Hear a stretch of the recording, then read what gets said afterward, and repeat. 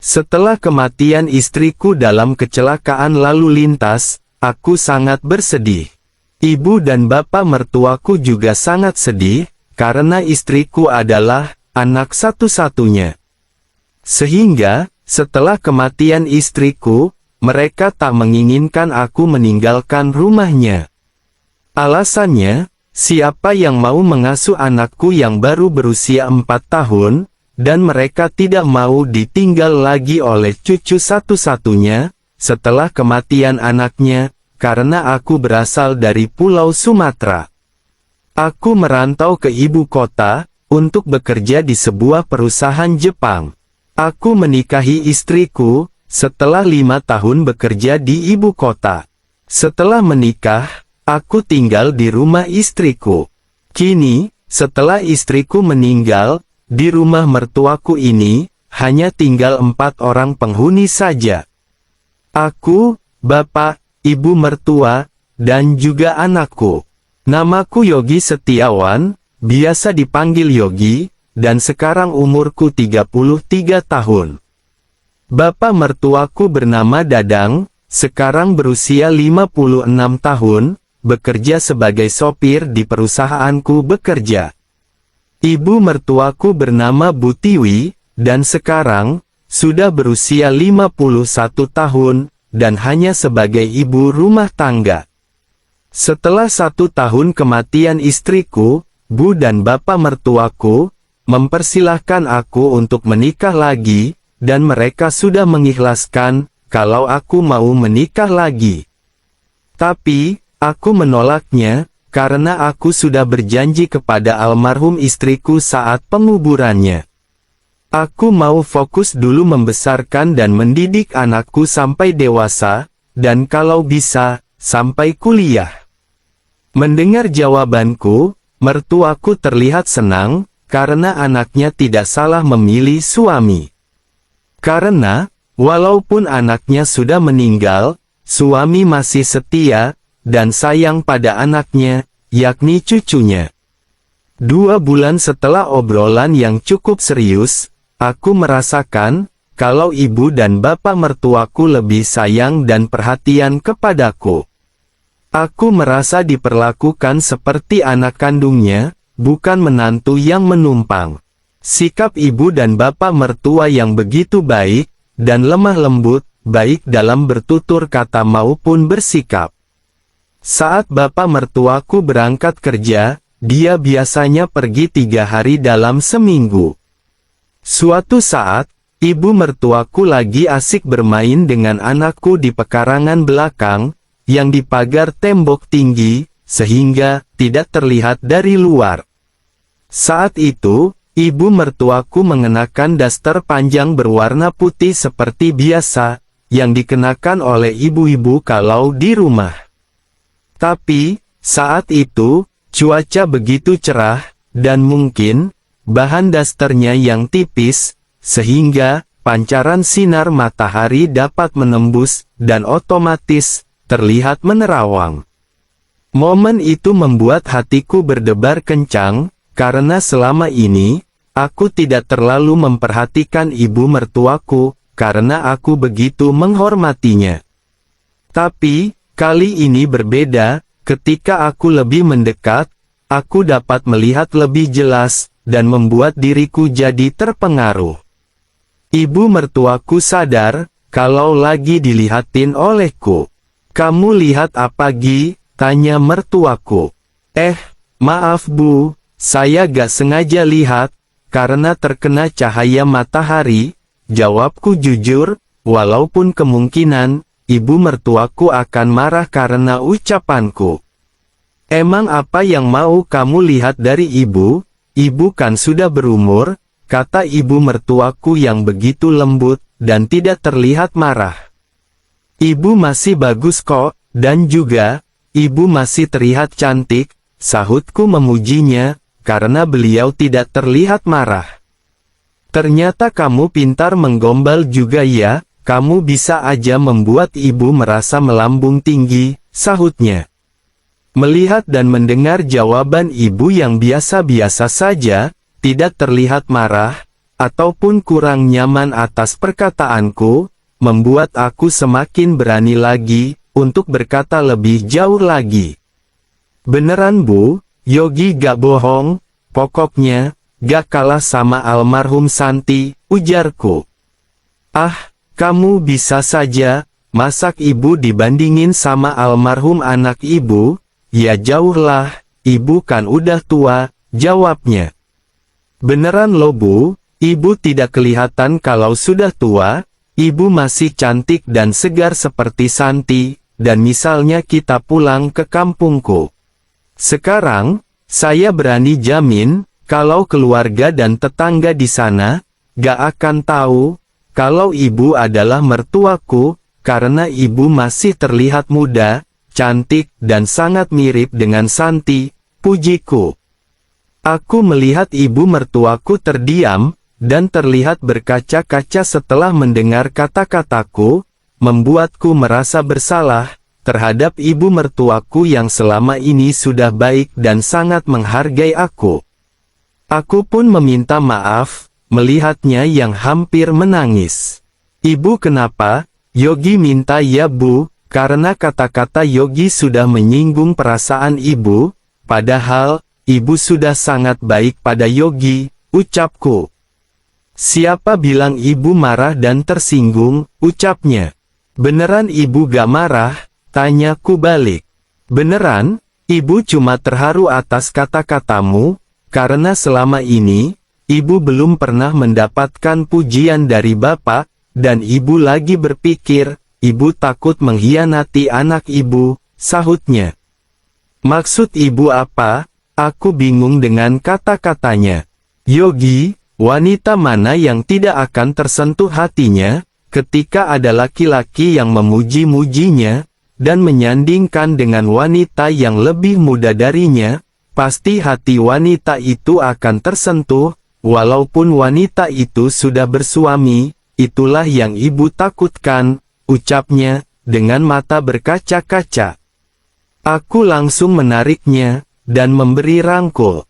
Ibu tidak perlu merasa bersalah terhadap Santi, namanya juga perasaan hati, tidak ada yang tahu, dan juga, saya merasa bangga, kalau ibu bisa menerima perasaanku, Santi pasti juga senang, kalau aku bisa membahagiakan ibu, ungkapku. Tapi nak, sudahlah Bu, ibu tidak usah merasa bersalah, kita jalani aja dulu. Bila ibu senang dengan kedekatan kita, Yogi juga ikut senang, dan berjanji, akan membahagiakan ibu selamanya, jelasku. 1 bulan telah berlalu, setelah kejadian itu, ibu mertuaku menjadi lebih akrab, dan lebih dekat denganku, ketika bapak mertuaku pergi bekerja. Selama itu pula, aku selalu membawakan makanan, atau sekedar jajanan pinggir jalan, ketika pulang bekerja, selama bapak mertuaku bekerja. Dan jam kerjaku Senin sampai Jumat, dari pukul 8 pagi, sampai jam 4 sore. Aku tidak terkena jam kerja shift di perusahaan, karena aku sudah menduduki posisi kepala bagian. Hari itu, tepat tanggal 25, hari di mana aku dan seluruh karyawan tempatku bekerja, akan mendapatkan gajinya, selama 1 bulan bekerja. Sejak pagi, aku sudah merencanakan untuk memberikan hadiah untuk ibu mertuaku. Setelah pulang kerja, aku langsung pergi ke salah satu mall, yang tidak jauh dari tempat kerjaku. Setelah berkeliling sesaat, aku memutuskan untuk memberi hadiah berupa baju. Baju yang aku pilih, modelnya gamis batik. Aku memilih baju yang berbahan kain batik, karena cocok buat ibu mertuaku, kalau buat kondangan ataupun arisan. Sesampainya di rumah, aku langsung mencari ibu mertuaku. Aku melihat ibu mertuaku tengah bermain dengan anakku, dan aku tidak melihat bapak mertuaku. Langsung saja ku berikan hadiah yang kubawa, sambil aku bilang, untuk datang ke kamarku, dengan menggunakan hadiah yang kuberi, setelah bapak mertuaku tidur. Malam harinya, aku menunggu ibu mertuaku di kamar dengan sabar. Tepat jam 11 malam, ibu mertuaku masuk ke ruanganku. Aku terkesima dengan penampilan ibu mertuaku yang memakai gamis yang aku berikan. Ibu mertuaku terlihat sangat anggun, menggunakan gamis yang kuberikan itu. Aku melihat, gamis yang aku belikan, terlihat sedikit kekecilan. Kemudian, aku menghampirinya, dan membimbingnya untuk beranjak lebih dalam ke ruangan, setelah lebih dulu aku mengunci pintu. Setelah sampai di sebelah tempat peristirahatan, aku menatapnya, dengan tatapan penuh arti. Ibu sangat anggun, ucapku, sambil kutatap wajahnya, dengan kedua tangan di bahu. Ibu malu kamu lihatin seperti itu, jawabnya. Ibu senang dengan hadiah dari Yogi, tanyaku. Makasih banyak ya, ibu senang banget, baju yang kamu berikan, sangat bagus, dan ibu suka, walaupun agak kekecilan, jawab ibu mertuaku. Kalau ibu suka dengan hadiah dari Yogi, Yogi sangat senang, kataku, sambil memberi rangkul. Di saat itu, jantungku mulai berdegup dengan cepat. Dan aku tak tahu, siapa yang memulai keakraban itu, salam pertemuan antara bibir pun saling silaturahmi. Tiba-tiba, Yogi, kenapa kita bisa begini? Tanya ibu mertuaku. Oh, maaf ibu, Yogi sendiri gak tahu, ibu terlalu cantik, dan sangat mirip dengan Santi, maafkan Yogi bu, jawabku, sambil mempengaruhinya. Ibu mertuaku tidak membalas perkataanku, dan juga, tidak menolak perhatianku, karena sikap ibu yang masih terlihat bimbang. Kemudian, aku mengajaknya ke tempat peristirahatan, lalu aku pindahkan semua yang ibu mertuaku bawa. Lalu, aku melanjutkan perhatianku kembali. Dan ibu mertuaku, malah justru ikut merespon keakraban itu. Melihat ibu mertuaku yang tetap diam, aku pun melanjutkan pekerjaan itu. Sambil melakukan pekerjaan itu, aku mulai memindah semua yang aku bawa, dan aku melihat ekspresi kaget di wajah ibu mertuaku, ketika melihat yang aku bawa, untuk pertama kalinya. Karena gejolakan di dada tak dapat kubendung, tanpa menunggu lama lagi, aku segera memulai acara tersebut. Saat akan dimulai, tiba-tiba, ibu mertuaku menghentikanku. Yok, maafin ibu ya, tolong jangan lanjutkan pekerjaan ini sekarang, ibu belum bisa bekerja dengan kamu untuk saat ini, ucapnya. Aku melihat wajah tulus memohon ibu mertuaku, yang membuat hatiku bergetar, dan membuat aku berpikir, untuk tidak menyakiti hati ibu mertuaku, jadi, aku menurutinya. Tapi, ibu mau kan membantu dengan cara yang lain, tanyaku. Ibu mertuaku tidak menjawab pertanyaanku. Ia tidak banyak bicara, tapi langsung memberikan pekerjaan itu. Tak kusangka, ibu mertuaku yang dalam kesehariannya terlihat sopan dalam bertutur kata, tidak neko-neko, juga baik, ternyata, sangat pintar membuatku terpengaruh. Sehingga, tak menunggu lama, aku pun selesai dengan perhatian yang ia berikan. Gimana nak, nyaman kan? Tanya ibu mertuaku. Nyaman banget bu, jawabku, yang begitu bahagia, karena ia telah bekerja untukku. Kalau begitu, ibu mau balik ke ruangan ibu dulu ya, ucap ibu mertuaku sambil mulai berbenah. Sekembalinya ibu mertuaku ke ruangannya, aku langsung terlelap. 1 minggu telah berlalu, setelah kejadian di ruanganku waktu itu. Aku belum melakukan pekerjaan sesuatu itu lagi dengan ibu mertuaku. Aku memiliki rencana, untuk mengajaknya berlibur ke puncak, pada malam minggu besok. Karena, bertepatan dengan bapak mertuaku yang berangkat kerja.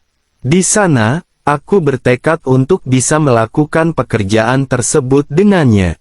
Saat hari itu tiba, aku pun mengajak ibu mertuaku untuk berlibur ke puncak, dan akan menginap di salah satu villa di sana.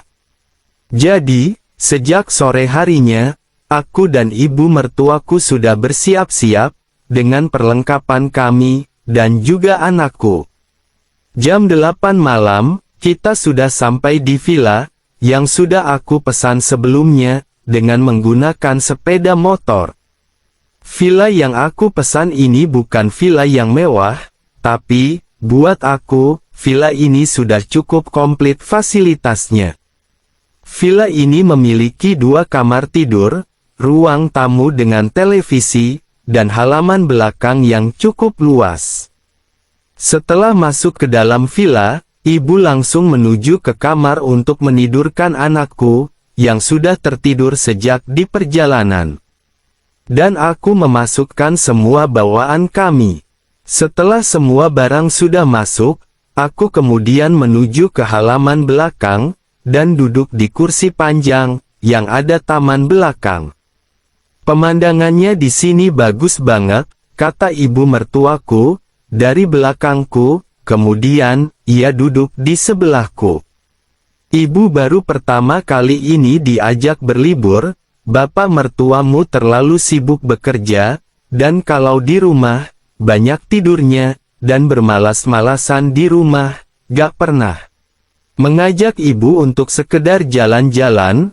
Lanjutnya, dibarengi dengan menyandarkan kepala di bahu. Iya bu, di sini pemandangannya bagus, ibu senang, tanyaku, sambil memberi rangkul.